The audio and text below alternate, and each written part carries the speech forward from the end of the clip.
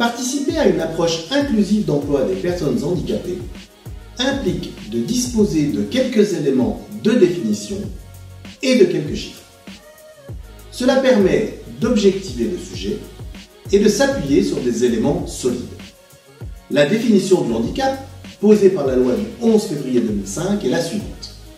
Constitue un handicap, au sens de la présente loi, toute limitation d'activité ou restriction de participation de la vie en société subie dans son environnement par une personne en raison d'une altération substantielle, durable ou définitive d'une ou plusieurs fonctions physiques, sensorielles, mentales, cognitives ou psychiques, d'un polyhandicap ou d'un trouble de santé invalidant.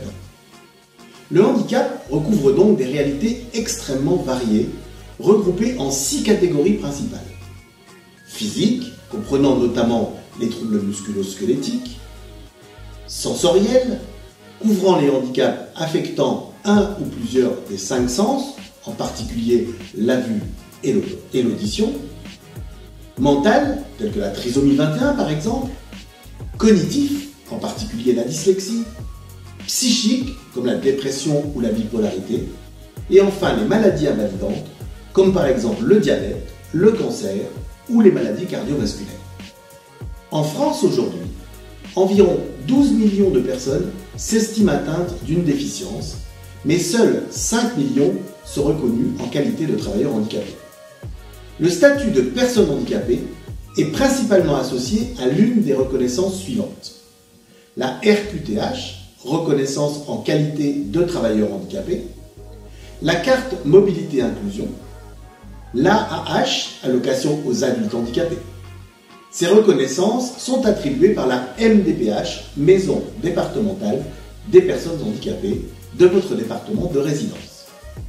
Il existe également des reconnaissances délivrées par la CPAM, Caisse primaire d'assurance maladie. Une IPP, incapacité permanente partielle avec un taux supérieur ou égal à 10%, une pension d'invalidité de catégorie 1, 2 ou 3. On estime qu'environ 80% des handicaps ne se constatent pas au premier contact.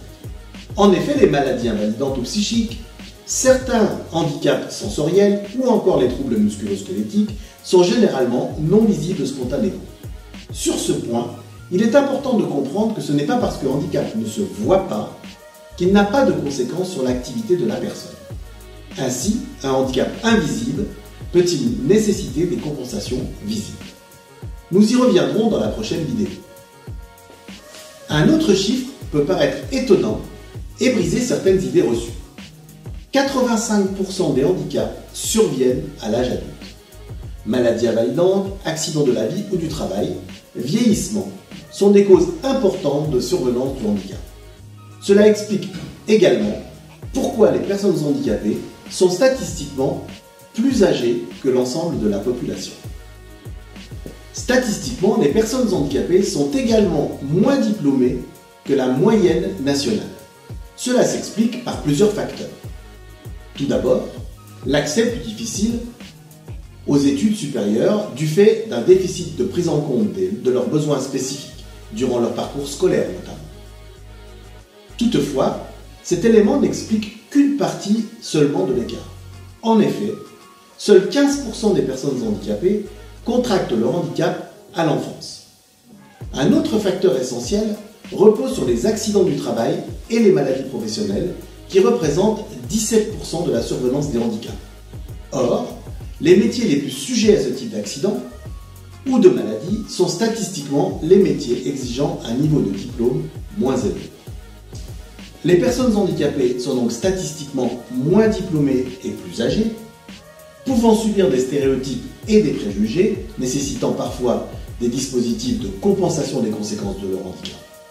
Cela explique pourquoi elles se retrouvent aujourd'hui plus souvent et plus longtemps au chômage que l'ensemble de la population. Le taux de chômage des personnes handicapées est ainsi d'environ 20%, soit le double du reste de la population. En matière de handicap, la réussite d'une politique inclusive passe par la prise en compte de ces données statistiques.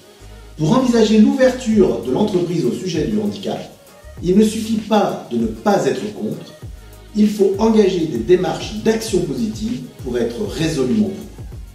Action positive, mais pas discrimination positive, car l'approche par compétence doit naturellement prévaloir. Le recours au contrat en alternance est par exemple un outil important d'égalité des chances pour l'accès à l'emploi. En synthèse, 80% des handicaps sont invisibles spontanément. 85% des handicaps surviennent à l'âge adulte. 83% des demandeurs d'emploi handicapés n'ont pas le niveau bac, contre moins de 60% pour l'ensemble de la population. Le handicap recouvre des réalités très variées. Le développement d'une démarche inclusive d'emploi des personnes handicapées passe par la mise en œuvre d'actions positives. Cette logique est transposable à d'autres populations discriminées.